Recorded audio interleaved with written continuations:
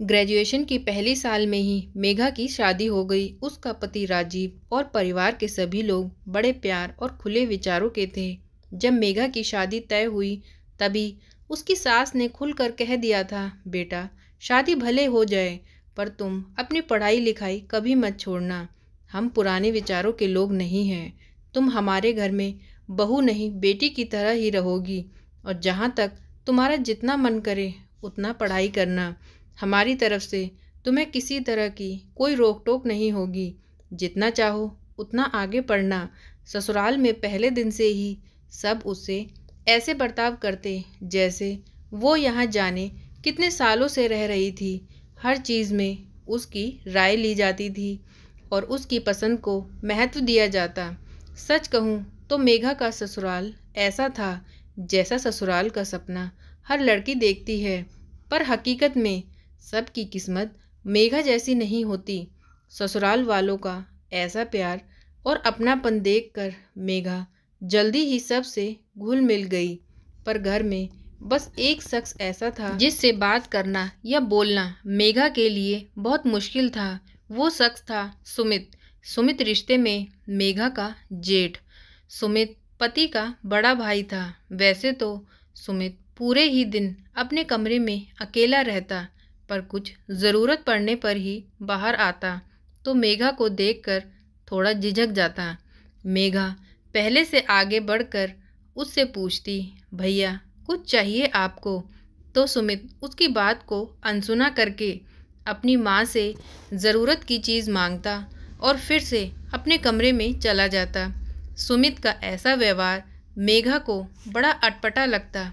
उसे लगता जैसे सुमित उसे पसंद नहीं करता या सुमित की उससे कोई निजी दुश्मनी है। मेघा बेटा तुम इतना मत सोचो।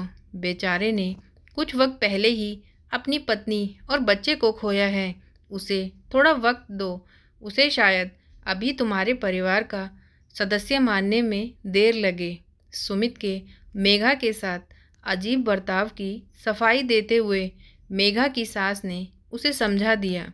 सुमित की शादी राजीव और मेघा की शादी से 1 साल पहले हुई थी। उसकी पत्नी प्रेग्नेंट थी और प्रेगनेंसी में कुछ परेशानियां थीं, जिसकी वजह से 5वें महीने में ही बेचारी की जान चली गई। घर में इतना कुछ होने से गम का माहौल था। उसी माहौल को ठीक करने के लिए राजीव और मेघा की शादी कराई गई थी। पर सुमित बेचारा अब भी उस तकलीफ़ से बाहर नहीं निकल पाया था, इसलिए हमेशा अकेला अपने कमरे में ही रहा करता था। हमने तो यही सोचा था कि तब तुम इस घर में आओगी तो घर का माहौल सही हो जाएगा। बाकी तो सभी लोग ठीक हैं, पर न जाने क्यों सुमित में तो कोई बदलाव नहीं आया। धीरे धीरे समय के साथ यह भी बदल जाएगा, तुम परेशान मत हो। एक दिन दोपहर के वक्त मेघा अपने कमरे में पढ़ाई कर रही थी। राजीव ऑफिस गया हुआ था।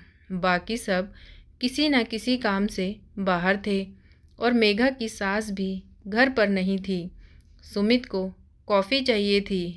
माँ घर पर नहीं थी, इसलिए वो खुद ही किचन में जाकर कॉफ़ी बनाने के लिए सामान ढूंढने लगा।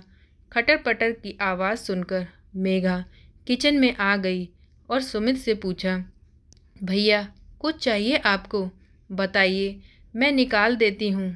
मेघा के पूछने में सुमित झिझकते हुए बोला, हाँ वो कॉफ़ी बना लूँगा मैं, बस बर्तन दे दो। मेघा ने बर्तन निकाल कर कॉफ़ी चढ़ा दी। आई एम सॉरी, सुमित ने अटकते हुए कहा। तो मेघा ने पूछा, क्यों? वो तुमसे ऐसे रूड सा बर्ताव किया मैंने। सुमित की बात में पश्चाताप था, जिस पर मेघा बोली, ओह कोई बात नहीं, माँ ने बताया मुझे आपकी पत्नी। I am sorry. कॉफ़ी बन गई थी।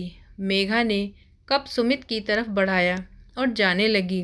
तभी सुमित ने पीछे से कहा, बीए के एग्ज़ाम है तुम्हारे, मुझसे इंग्लिश पढ़ोगी? कमज़ोर हो तुम उसमें।